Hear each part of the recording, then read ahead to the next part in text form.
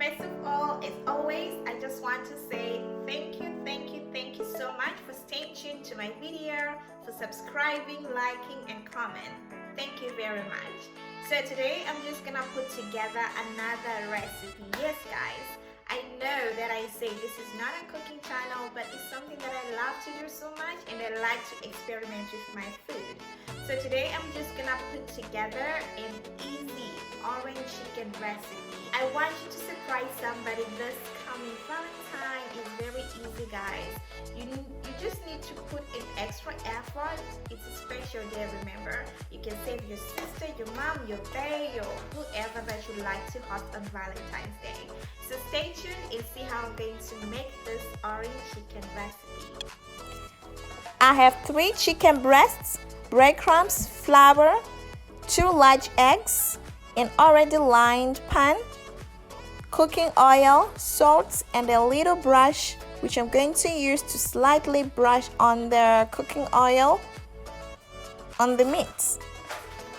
So what you need to do is to take your chicken breast and cut it into small bite pieces, because we need our chicken pieces to be tender after we are done cooking it. Sprinkle a little salt on the chicken pieces like this, and then begin the cutting process. Slightly beat your egg. Take 1 piece of chicken, dip it in flour first. The second is put it in the egg, and then finally cut it with breadcrumbs. Repeat the process, and after that, slightly brush the cooking oil on your chicken pieces. Now we place it in the oven for the next 20 to 25 minutes. Okay, so in front of me, I've got my ingredients for making the orange sauce. I'm just gonna put everything together so that you see how you can make the sauce, which is the ultimate ingredient to our recipe. So let's see how I'm going to do this. I have 4 oranges, brown sugar, soy sauce, garlic and ginger, flour, salt, vinegar, and cooking oil. In this recipe, I am using mandarin oranges. They have very soft skin, so you need to be careful when grating it, because if you do it roughly, the skin can easily peel off and you may not have your desired pieces of orange zest. I couldn't find the oranges with a firm skin in the supermarket, so I decided to use these ones, and they can do the job just fine.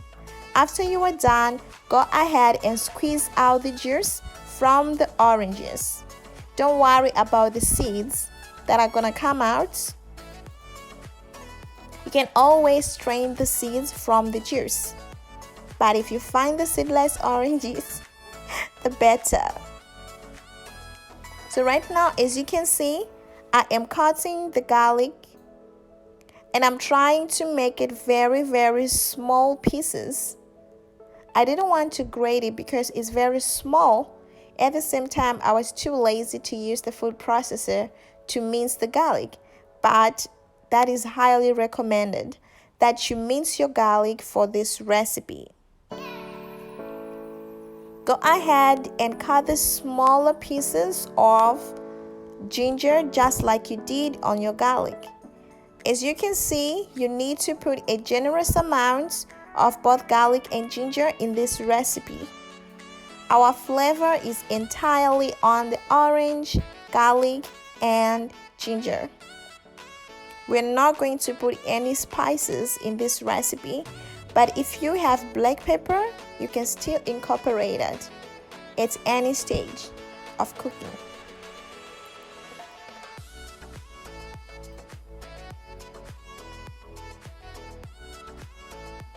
Continue the process until you have your desired amount of garlic as well as of ginger, like this.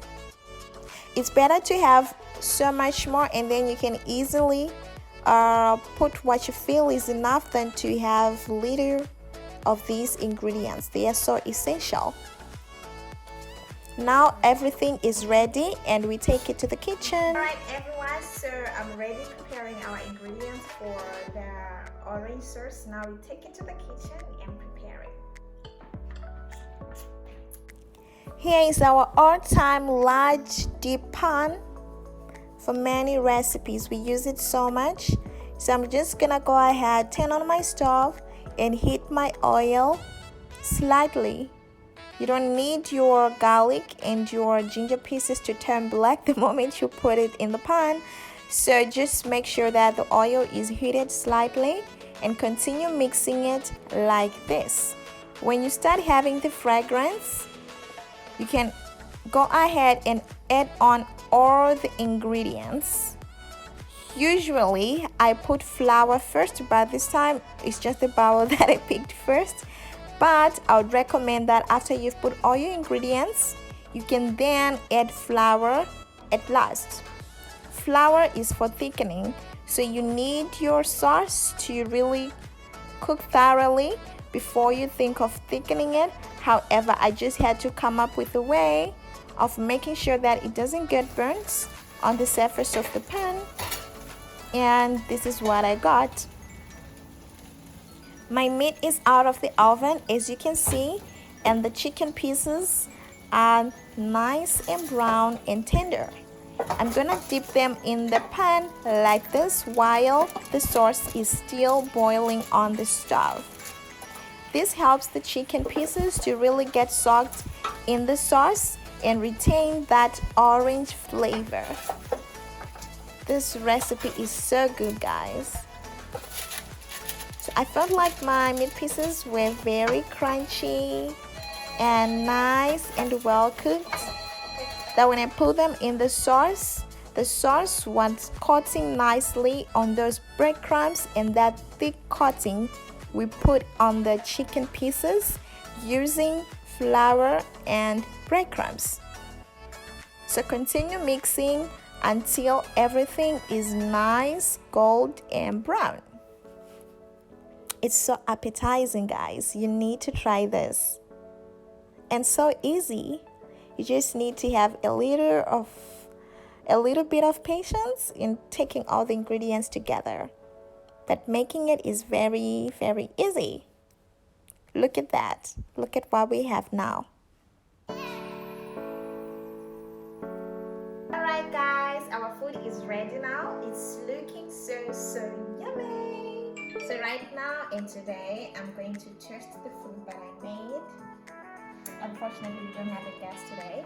So you can serve this chicken with rice. It's the perfect combination. So I'm just gonna take a little bit like this. My sauce is very, very thick, and then you can take like this. Okay. So here we go. Let's taste it. Okay.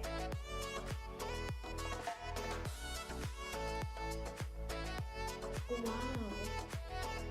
I wish my cameraman was ready to taste, guys. This is so nice. Oh my god. Guys, you need to try this and save somebody a very good lunch this coming Valentine. It's just a tip. Thank you guys for staying tuned and cooking with me this orange flavored chicken. I hope you get a chance to try this in your own time, be it on Valentine's Day or any other day. Surprise somebody with this unique recipe. Thank you so much for watching. Please don't forget to subscribe, like, and comment, and view the whole video, guys. Thank you. Bye.